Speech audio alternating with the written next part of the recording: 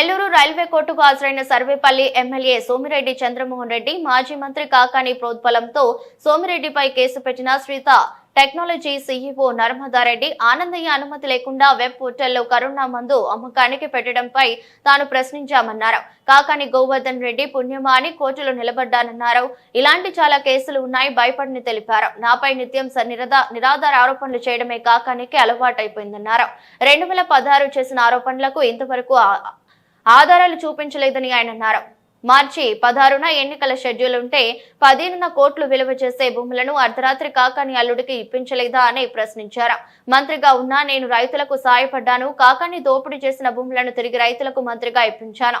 కాకాని భూమి సెంటు ఇవ్వటానికి ముందుకు రాకపోగా దళితుల భూములు శ్మశానానికి ఇవ్వాలన్నారు. 2019-2024 డమ్మీగా నామినేషన్ వేసిన అఫిడవిట్ ఆస్తుల విలువ ఎలా పెరిగిందన్నారు. జగనన్న కాలనీలో కాకాని దోపిడీకి అడ్డు అదుపు లేదు. కాకాని లంచాలకు లిమిట్ లేదు. మార్చి 16న 57 ఎకరాల అల్లుడికి అర్ధరాత్రి దోచిపెట్టిన కాకాని నా గురించి మాట్లాడటం సిగ్గుచేటన్నారు.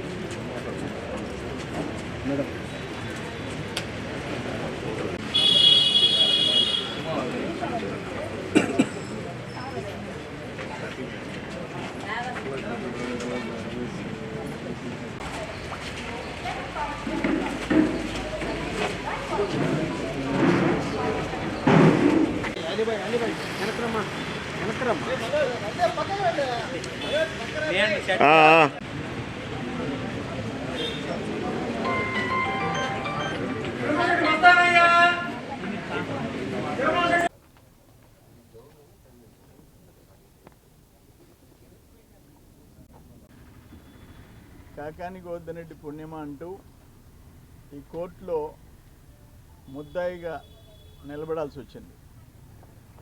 ఆయన ఆనందయ్య ముందు విషయంలో నా మీద ఒక తప్పుడు కేసు పెట్టారు. వచ్చి కోర్టులో వాయిదాకి నిలబడాల్సిన పరిస్థితి వచ్చింది. సరే అన్నీ పక్కన పెడితే ఇటువంటి చాలా కేసులు పెట్టుండారు. ఇంకెన్ని వాయిదాలకు రావాల్సి వస్తుందో ఏందో. ఇంక న్యాయస్థానాలు ఎదుట అందరూ సమానం, ఎవరు స్పెషల్ కాదు. లేకపోతే మొన్న నేను హైదరాబాద్లో ఉంటా, ఆయన మాట్లాడినాడు, నాకు కోట్లు ఆస్తుంది, నెల్లూరులో ఆఫీస్ కొనేసాను, అక్కడ బెంగళూరులో విల్లా కొన్నాను, హైదరాబాద్లో నా కూతురికి విల్లా కొనిచ్చాను, ఇవన్నీ మాట్లాడావు. సరే నాకు కర్మ. ఇప్పటికి నాకు ఆ సింగపూరు, మలేషియా, హాంకాంగ్లో 1000 కోట్లు ఏడున్నాయో చూపివు. ఇప్పుడు 2016లో చెప్పినావు, ఇంచుమించు 9 ఏళ్ళు అయిపోయింది. అది ఎక్కడుందో చూపివా అంటే చూపివు. ఇంకొక 400-500 కోట్లు చెప్పావు, అవి చూపించవు. నా అల్లుడికి నేను కొనిబడలే. 60 ఏళ్ల నుంచి వాళ్ళ తాత contractor, Srisailam contractor, SHAR contractor, వాళ్ళ ఫాదర్ కాంట్రాక్టర్, ఇప్పుడు నా అల్లుడి కాంట్రాక్టర్. చాలా రాష్ట్రాల్లో వాళ్ళ కాంట్రాక్టర్స్. వాళ్ళు నన్ను ఆదుకుంటారు, నా కొడుకుని నన్ను, ఎలక్షన్లు, రాజకీయ ఖర్చులు. వాళ్ళకి నేను విల్లా కొనిచ్చానంటావు. ఒక్క మాట నీ నోటి గుండా నిజం రాదు. నెల్లూరు ఆఫీస్ కొన్నానన్నావు, అది నాకు ఇప్పించేసి. మా వర్మ కొడుకు అక్కడ బెంగళూరులో బాడిగింట్లో ఉన్నాడు రాజు, అది నేను కొనేసానంటావు. పచ్చబద్ద. నేను స్ట్రైట్గా నిన్ను ఒకటి అడుగుతుండా. March 16 election commission schedule announce చేస్తుంది. ఆ సంగతి 15 తెలుసు. మార్చి 15 రేపు election commission, central election commission 16వ తేదీ ఎన్నికల షెడ్యూల్ అనౌన్స్ చేస్తుంది. రేపటి నుంచి కోడ్ వస్తుంది. మార్చి 15 ఒక జీకేఎస్ కంపెనీ, నీ బినామీ కంపెనీ పేరుతో రామదాస్ కంట్రీలో 57 ఎకరాల చిల్లర, ఎకరా కోటి చిల్లర, 1,20,00,000, 1.5 కోటి, లేఅవుట్లు వేస్తే 3 కోట్లు. అర్ధరాత్రి జీవో, అర్ధరాత్రి గవర్నమెంట్ నుంచి నీ అల్లుడి కోసం జీకేఎస్ కంపెనీకి జీవో, దానికి నీ అల్లుడికి సంబంధం లే. జీవో వచ్చిన తర్వాత మిడ్ నైట్ ఆయన సీఈఓ, నీ అల్లుడు సీఈఓ. ఆ తర్వాత అదే రోజు రాత్రి జెడ్ఎంఐఏసి నెల్లూరులో మీకు అది ఆ ప్రొసీడింగ్స్ ఇచ్చేయటం. ఎప్పుడు అంతా మార్చి 15 అర్ధరాత్రి. దానికి ఏం మాట్లాడతావు నువ్వు? 15 లక్షల లెక్కన కొట్టేసావు. ఎంత వాల్యూ? నువ్వు ఎకరా 15 ఇద్దరు రైతులకు కలిపి సగం సగం చేసావు. దానికి ఏం మాట్లాడతావు? 2016లో 6 లక్షలకి మీ వాళ్ళు చెక్కుల మీద, వాళ్ళల్లో కొంతమంది తెలుగుదేశం ఉంటే ముఖం మీద కొట్టా. ఆ రైతులు నా దగ్గరికి వచ్చారు, అయ్యా వాళ్ళు చెప్తే అడ్వాన్సులు తీసుకున్నామని. మీకు బుద్ధి ఉందా, తెలివి ఉందా మీకు? అరే నేను ఎప్పుడో 15 లక్షల రూపాయలు రాయించున్నాను. జానకి కలెక్టర్ చేత ఆ సాల్ట్ ల్యాండ్స్ 15 లక్షల కాంపెన్సేషన్ రాయించున్నాను. ఎప్పుడో 7,000 ఎకరాలకి 7,70,000 ఇప్పించున్నాను. పోర్టు, రిలయన్స్ వాటికి 6 లక్షలకి హైవే పక్కన కృష్ణపట్నం రోడ్డు పక్కన ఎట్ట అడ్వాన్స్ తీసుకుంటారు అని చెప్పి వెనక్కి ఇచ్చేయమని చెప్పి పంపించా. తర్వాత 16 కదా, 17, 18, 19 నేను మంత్రిగా ఉన్నాను కదా, నేను కొట్టేయాలనుకుంటే కొట్టేయకూడదా? అటువంటి అలవాట్లు లేవయా. వావులేటిపాడులో నీ దగ్గర ఫెన్సింగ్ పగలగొట్టి 4 ఎకరాల 20 సెంట్లు 7 మంది దళితులకు ఇప్పించానే, ఎంత? దాదాపు 25 కోట్లు. ఈరోజు ఆ పక్కన మొత్తం 10 ప్లాట్లు డిటిపిసి లేఅవుట్ ప్లాట్లు సివిల్ కేసులో మిమ్మల్ని ముద్దాయిగా చేసి కోర్టు చుట్టూ తిరుగుతున్నావు. నీకు సిగ్గు శరమ లేదు. అప్పుడు మళ్ళీ దాంట్లో 4 ఎకరాల 20 సెంట్లో మా మామ నా సతీమణికి ఇవ్వాల్సిన 80 సెంట్లు శ్మశానానికి కలిసిపోయింది. ఆ 80 సెంట్లు ఈ దళితుల పొలంలోంచి ఇప్పించని ఆర్డీఓని అందరినీ పంపించావు 23లో. అంటే శ్మశానానికి 80 సెంట్లు దళితులు ఇవ్వాలంట. ఈయన ఆస్తి పోతుందంట. Great Toderu Reddy, great Toderu Reddy. అటువంటి బతుకులు మేము బతకలా. మా పెదనాయన జైలుకి పోయేసి వస్తే స్వాతంత్రం కోసం 5 ఎకరాలు ఇస్తే ఇప్పుడు ఒక పెద్ద కాలనీ, ఎకరా 2-3 కోట్లు. అల్లీపురంలో హై స్కూల్ మా నాయన పేరుతో 2.5 ఎకరా కొనిచ్చా, ఈరోజు 6-7 కోట్లు. అక్కడ 1/2 ఎకరా పిహెచ్సి ప్రైమరీ హెల్త్ సెంటర్ హాస్పిటల్కి ఇచ్చాం, అదే రేటు. అక్కడ నవలాకల్ గార్డెన్స్లో హై స్కూల్, 2 డివిజన్ 3వ డివిజన్లో 2 హై స్కూల్స్ స్థలాలు మావి. అక్కడ ఉండే హాస్పిటల్ స్థలం మాది.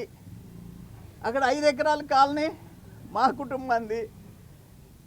ఉన్న ఆస్తులు అమ్ముకున్నది ఈ జిల్లాలో అందరికీ తెలుసయ్యా. నువ్వు ఆడవిల్ల ఈడవిల్ల, సిగ్గు శరమ. అసలు ఆ బ్లడ్ టెస్ట్ చేయించుకోవయ్యా. నీ నోటి గుండా నిజం వచ్చేదానికి ఏదైనా మందులు వాడు.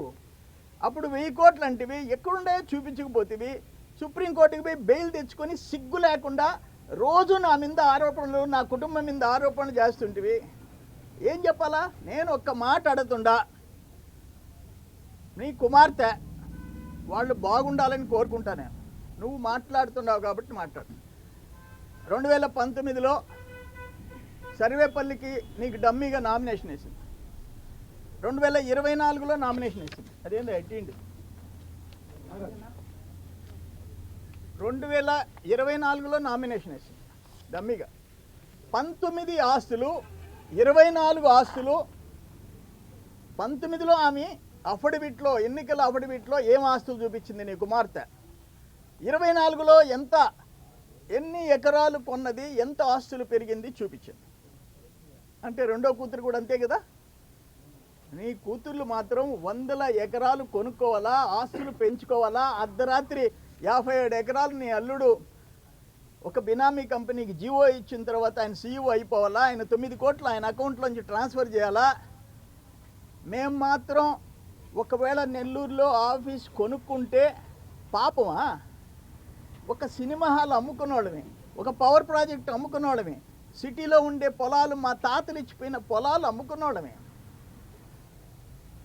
ఎంత ఆస్తులు మాకు. అరే 1947 స్వాతంత్రం రాకముందు మాకు ఇంపోర్టెడ్ కారు ఉందయ్యా, ఇంపోర్టెడ్ కారు. నీకు సిగ్గు శరమ లేదు. అప్పుడు నీ ఆస్తులు ఎంత ఉన్నాయో మాకు తెలియదు, ఎంత ఉన్నాయో మాకు తెలియదు. 1962 సినిమా హాల్ ఓపెన్ చేసుకున్నాం. 68లో అల్లీపురం కట్టిన ఇంట్లో ఉండా, అదే ఇంట్లో ఉండా 68.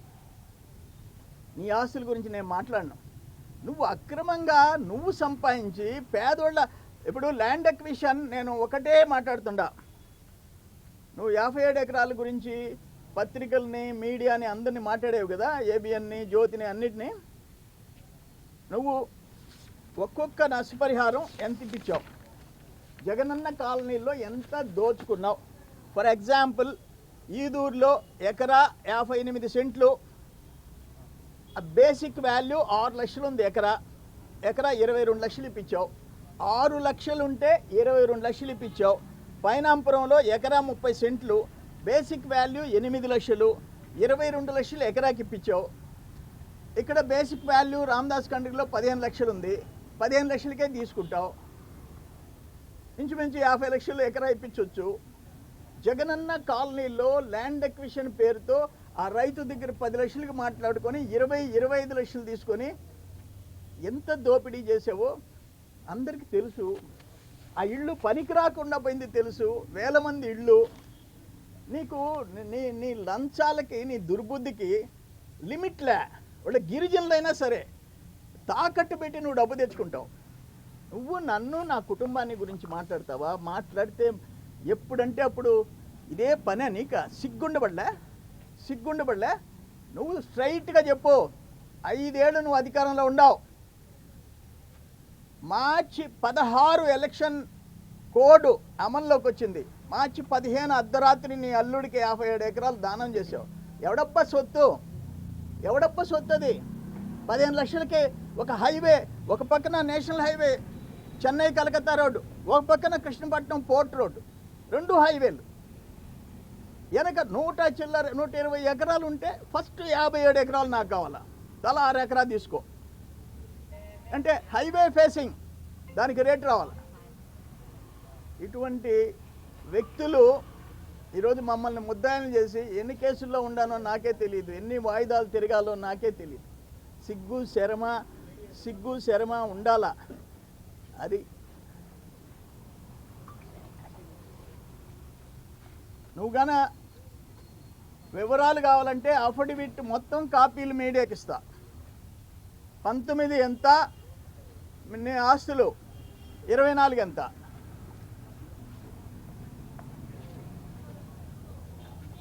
చదవండి.